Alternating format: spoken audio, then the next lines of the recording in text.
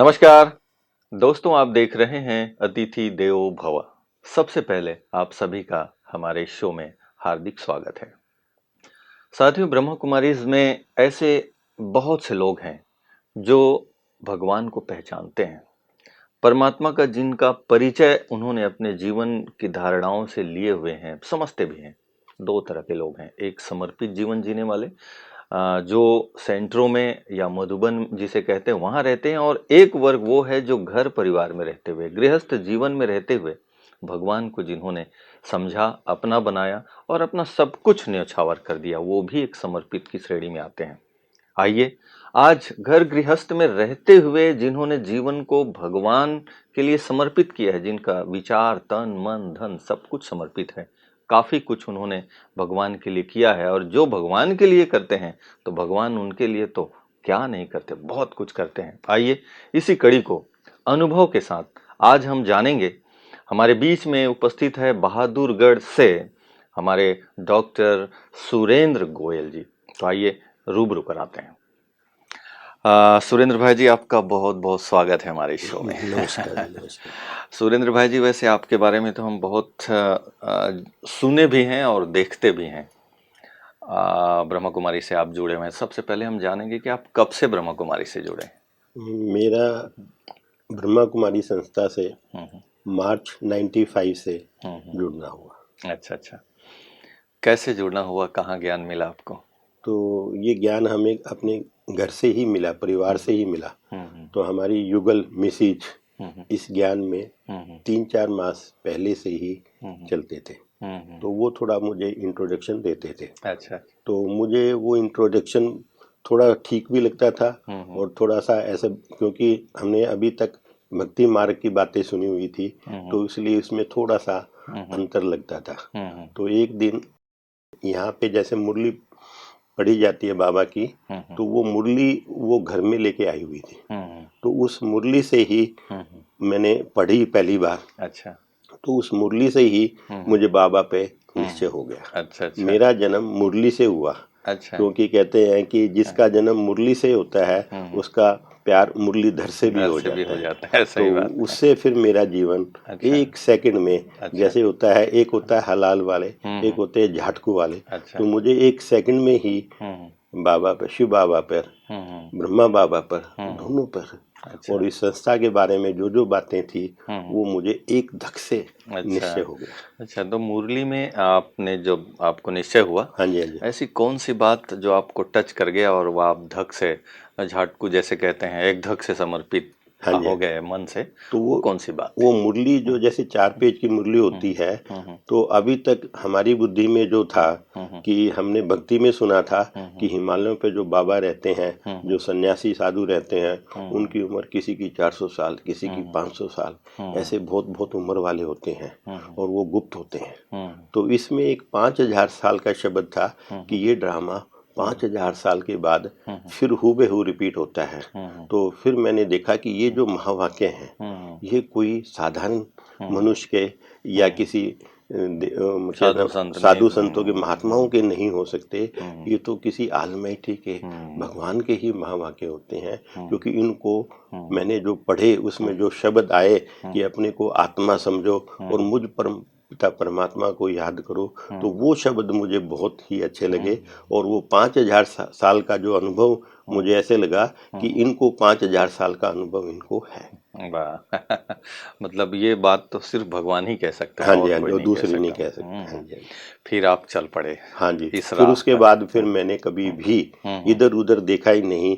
और फिर उसके बाद मेरे को मुरली के अंदर रस आने लग गया। वाह वाह! और उसके बाद जब से मैंने मुरली पढ़ी, और सेंटर पे, उस समय हमारे यहाँ भादुगढ़ में सेंटर नहीं था।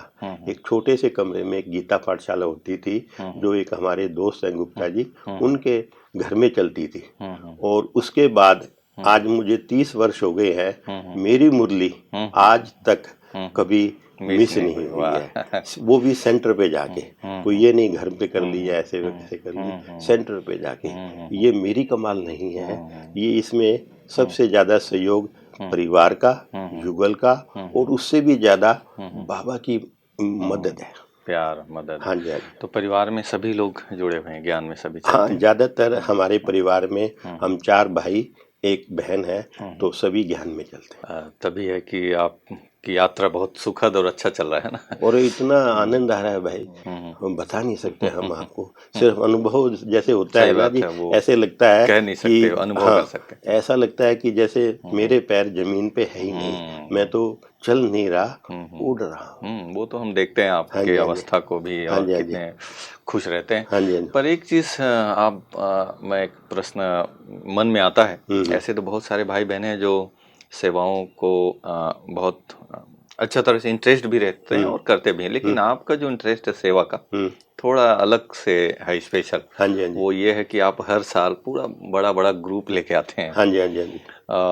600, 700, हाँ जी, 800 हाँ ऐसे जी। ऐसे ग्रुप लाते हैं, और हाँ जी। मुझे पता चलता है कि आप अपने परिवार और संबंधी यही सब दोस्त यार यही सब होते हैं। ये कब से कर रहे हैं आप? कैसे ये ख्याल आया कि ऐसा? हाँ, ये ख्याल सबसे बात है, हम बड़ी दादी जी से मिलते थे, दादी हम्म, प्रकाश मणि जी से, हम्म, और गुलजार दादी जी हमें दादी जी से मिलाते थे। हम्म, और दादी जी से हमारा इतना परिचय हो गया था कि मैं अपना अलौकिक जन्मदिन दादी जी के साथ मनाता था, और दादी जी मुझे बाबा के साथ लेके और बाबा से मुझे दृष्टि दिलाती थी, और बाबा मुझे हमेशा ऐसे हाथ करके आशीर्वाद देते थे। तो वो जो पालना थी दादी की, वो मुझे बहुत अच्छी लगती थी।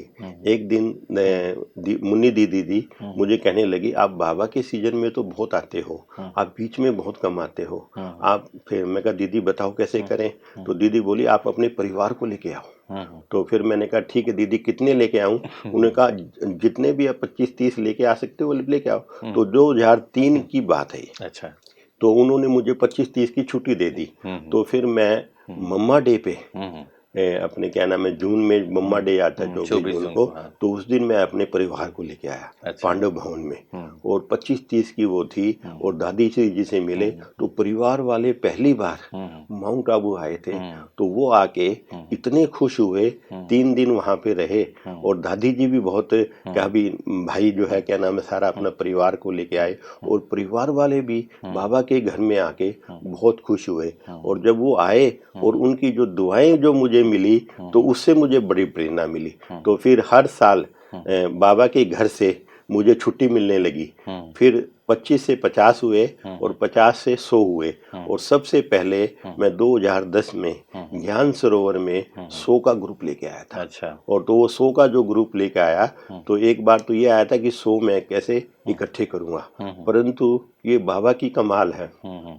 छुट्टी 100 की मिली थी, और मेरे साथ आए 125। अच्छा। और वो 125 मेरे जो परिवार वाले थे, नियर डियर वाले थे, बिजनेस वाले साथी थे, और सहयोगी थे जो मेरे, वो सब आए थे। और वो जब वहाँ पे आए तो 5 दिन वहाँ पे ठहरे, और 5 दिन जो ठहरे बाबा के घर में आके, वो उनको इतना आनंद आया।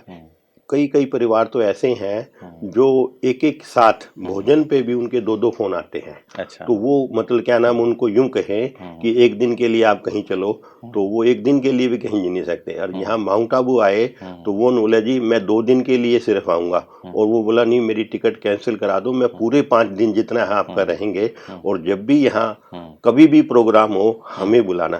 तो ऐसे उनके जो विचार सुने, और उनकी वो जो भावना देख के, और मुझे इतना अंदर से वो आता था कि ये तो प्यासे हैं, इनको तो बाबा से मिलवाया जाए। और उनमें से फिर कई जो रिश्तेदार हैं हमारे निकले, और आज अपने अपने स्थानों पर जाकर, और आज इतनी सेवा कर रहे हैं कि जैसे हम सेवा कर रहे हैं अपने स्थानों पर, ऐसे वो भी बहुत अच्छे रीति से सेवा कर रहे हैं। तो ऐसे ग्रुप निकलता गया, और हर साल हमें इसकी संख्या बढ़ती चली गई, और फिर 2015 में हमें पूरा 500 का ग्रुप मिला। अच्छा भाई साहब, आप इतनी सेवाएं करते हैं, बहुत ग्रुप को लाते हैं, तो कई बार क्या होता है कि जब बहुत सेवाओं में हम बिजी हो जाते हैं, बहुत उस यात्रा में रहते हैं, तो कई बार कई तरह की कठिनाइयां भी आती है।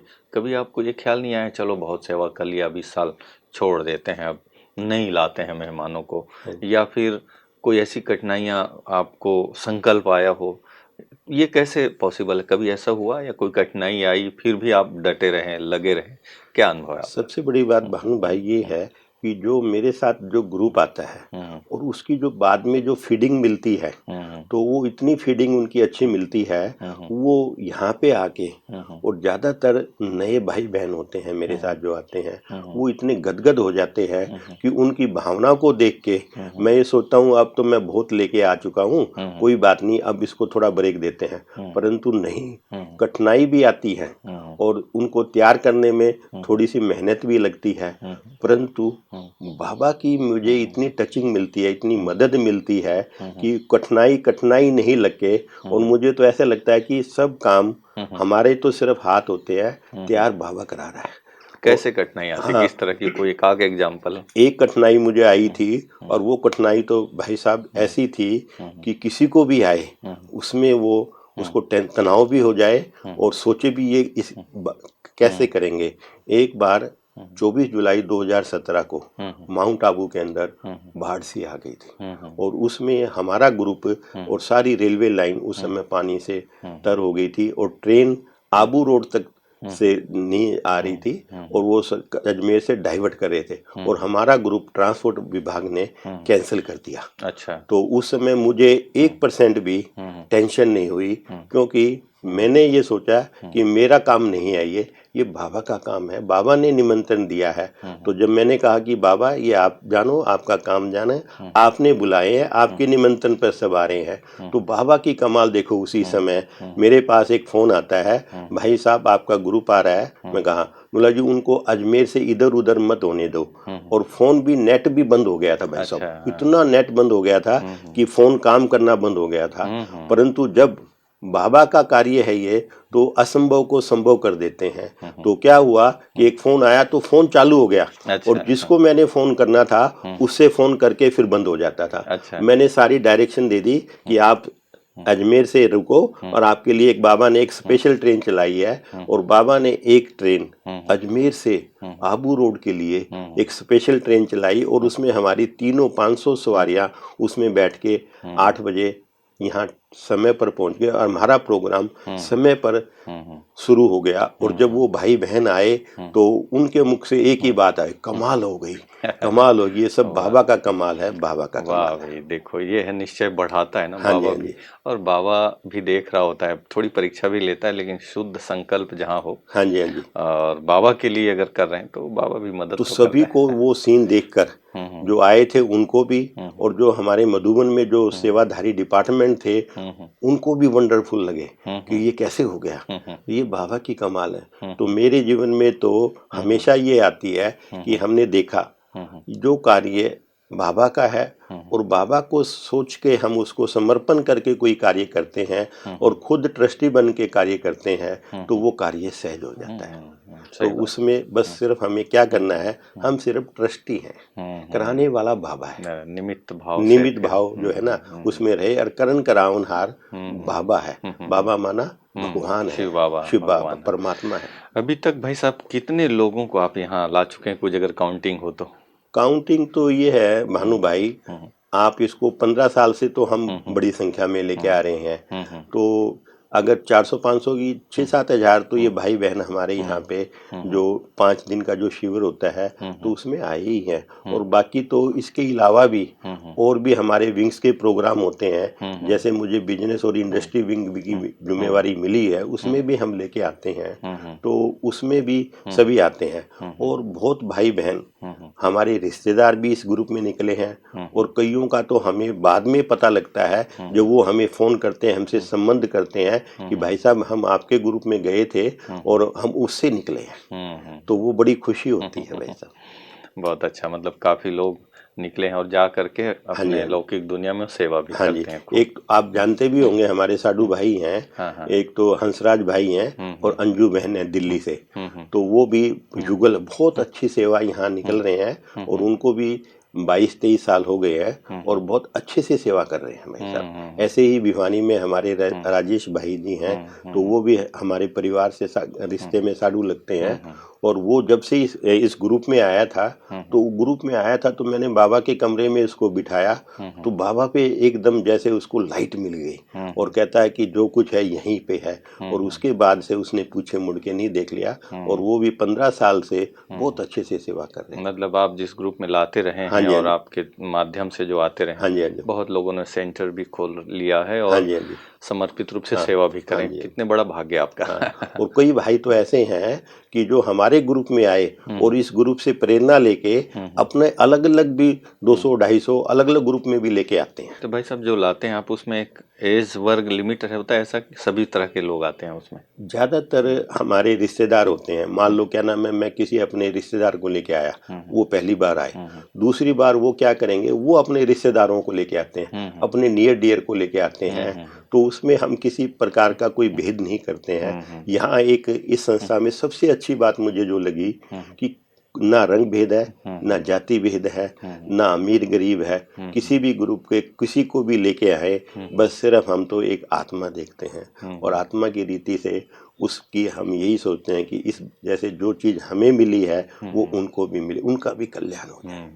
तो बेहद हम की भावना हाँ, में। वेद की भावना होके, और वो जो भी आते हैं वो खुश होते हैं। ये एक ऐसा स्थान हमें लगा कि संसार में बहुत स्थानों पर तीर्थ स्थान है, इतने जाते हैं, तीर्थ स्थान भी सबको अच्छे लगते हैं, परंतु जो यहाँ पे आते हैं वो यहाँ पे आके एक ऐसा अनुभव लेके जाते हैं कि यहाँ कोई शक्ति कार्य कर रही है, यहाँ शांति है, यहाँ भोजन में रस है, और यहाँ का एटमॉस्फेयर इतना है, और यहाँ के जो सेवाधारी है इतने प्यार प्रेम से अपने परिवार के भी व्यक्ति ऐसी सेवा नहीं करते जितने यहाँ अपने जो भाई बहन है जो मधुबन निवासी हैं इतनी सेवा करते हैं।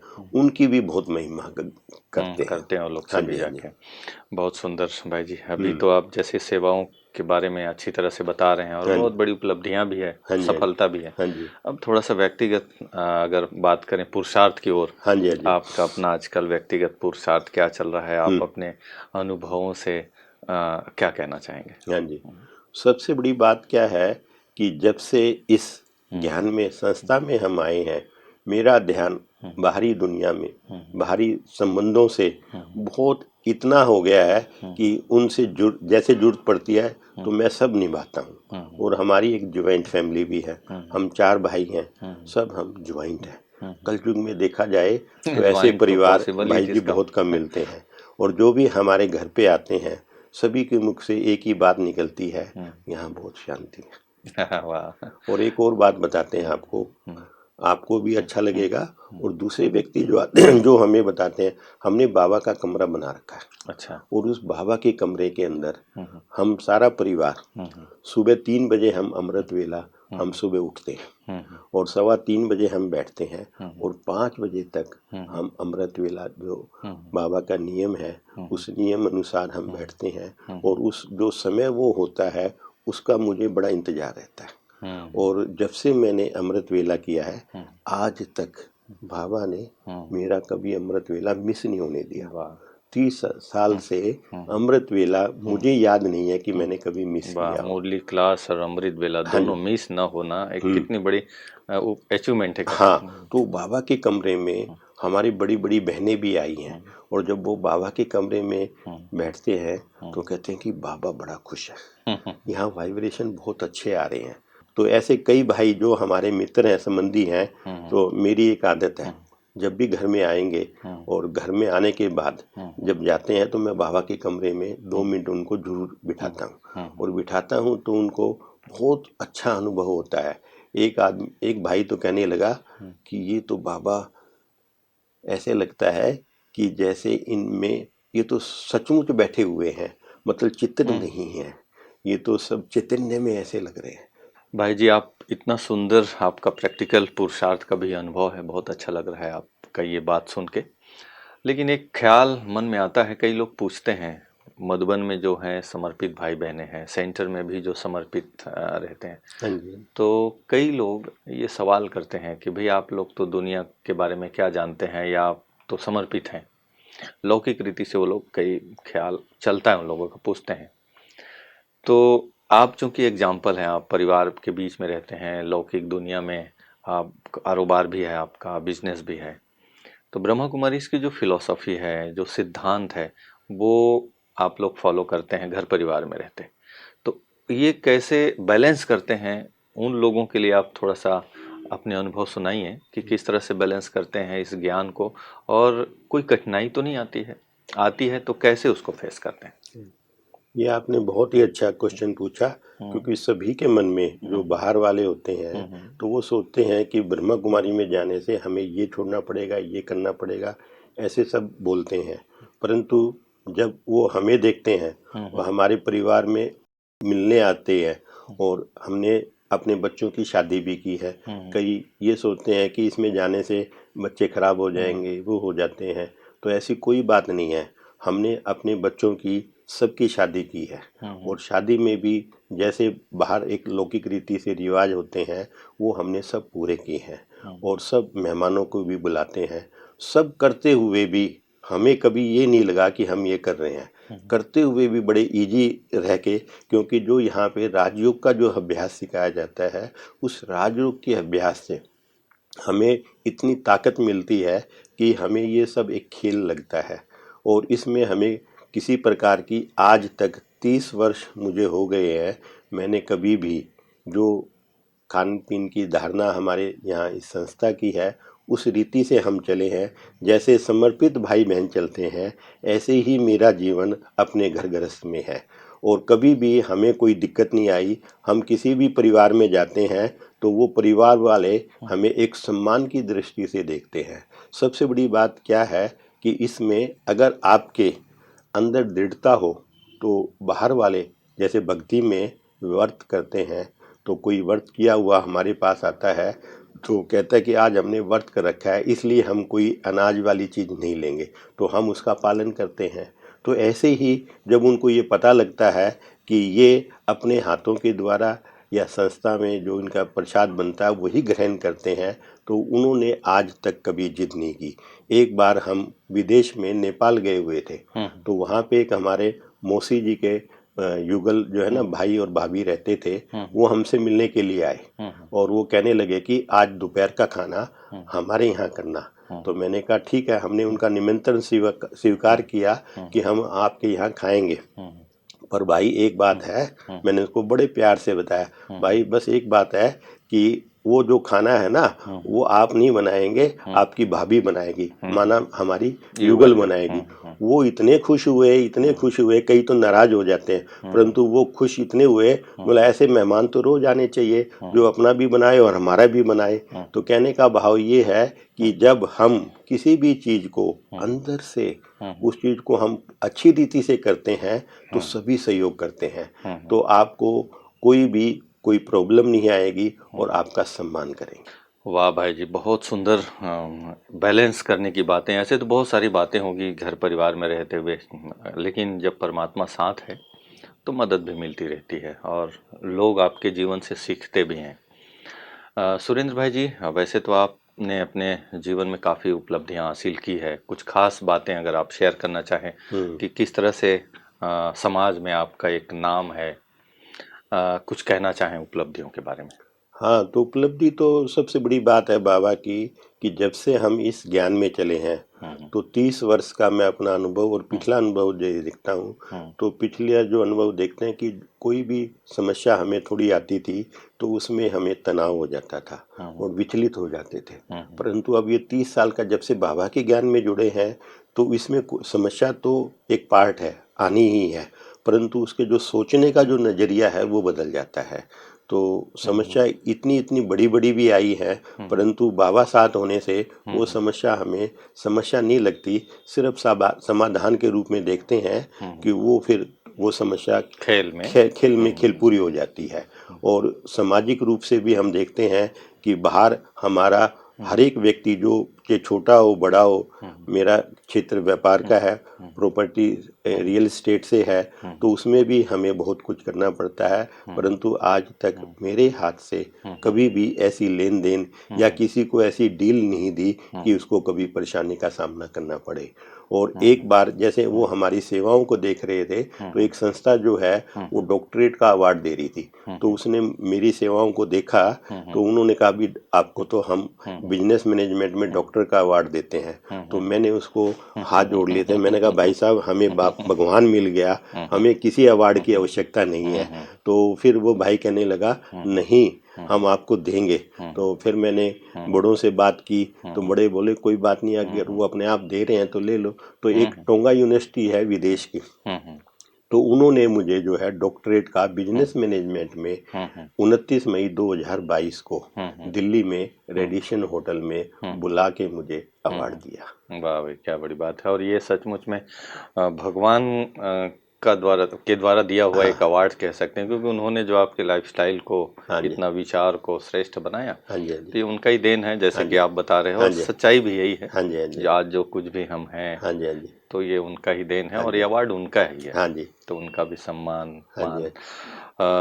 बातें तो बहुत हैं सुरेंद्र भाई जी आपसे अनुभव सुनने का, लेकिन समय हमें इजाजत नहीं दे रहा है। फिर भी हम अंत में जानना चाहेंगे कि जो भी आपको टेलीविजन में देख रहे हैं उनके लिए संदेश के तौर पे आप कुछ कहना चाहेंगे। तो मेरी तो सभी भाई बहनों से जो सुन रहे हैं, जो देख रहे हैं, तो उनसे एक ही विनती है कि आप इस संस्था में आकर यहाँ 7 दिन का जो बेसिक कोर्स कराया जाता है, सिर्फ 30 मिनट आपको रोज़ देनी है, और 7 दिन के लिए आपको यहाँ पे इतनी प्राप्ति हो जाएगी, और आपको सारे जीवन में इतनी प्राप्ति नहीं हुई है, और आपका जीवन इतना तनाव मुक्त, इतना खुशियों से और इतना उमंग उससे भर जाएगा। अगर आप 1 मास लगातार यहाँ जो मुरली सत्संग होता है, 1 महीने लगातार आप उसको सुन लेंगे तो आप मनुष्य देवता बन जाएंगे। ये एक ऐसी यूनिवर्सिटी है जो मनुष्य देवता बनाते हैं। आपने अभी तक इंजीनियर बने हैं, डॉक्टर बने हैं, और महान और भी कुछ बने, IAS बने हैं, परंतु कोई भी यूनिवर्सिटी ऐसी नहीं है जो मनुष्य देवता बनाए। यहाँ अवश्य आइए, और मेरी यही आपसे शुभ भावना है, जो हमें प्राप्ति मिली है वो आप सबको भी मिले। मेरी यही सब को लिए प्रति शुभ भावना और शुभकामना। एक बार अवश्य यहाँ आकर लाभ लें। वाह भाई, बहुत सुंदर संदेश और अनुभव के साथ में सुरेंद्र भाई जी आपका बहुत बहुत शुक्रिया हमारे शो में आए, और बहुत अच्छी अनुभव और अच्छी बातें आपने हमारे साथ शेयर किया। Thank you. तो दोस्तों, आप सबने सुना आज सुरेंद्र भाई जी के अनुभव और छोटी छोटी बातें जो हमारे जीवन में बहुत उपयोगी है। वैसे भी परमात्मा कई बार मुरली के माध्यम से हम सब बच्चों को ये कहते हैं कि अपने घर को ही आश्रम बना लीजिए। अगर घर ही आश्रम बन गया तो परमात्मा का निवास स्थान तो हो ही गया, और जो घर को ही आश्रम बना ले, अर्थात वहाँ का विचार, खान पान सब कुछ शुद्ध हो, तो एक घर ही आश्रम बन जाता है। और आश्रम किस तरह से, जैसे सुरेंद्र भाई जी का घर, वहाँ जाते ही लोगों को परमात्मा प्यार की अनुभूति जिस तरह से होती है, जो लोग भी वहाँ कदम रखते हैं उन्हें ये लगने लगता है कि जैसे हम परमात्मा के घर आ गए हैं, अपने घर में आ गए हैं। ये वायुमंडल तभी बनता है जब पूरा परिवार ही परमात्मा के साथ जुड़ा हुआ हो।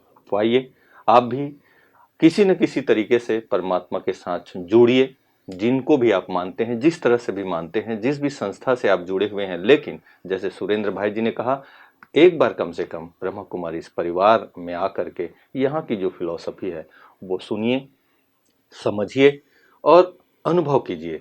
इन्हीं शुभकामनाओं के साथ फिर मिलते हैं कार्यक्रम की अगली कड़ी में एक नए मेहमान के साथ।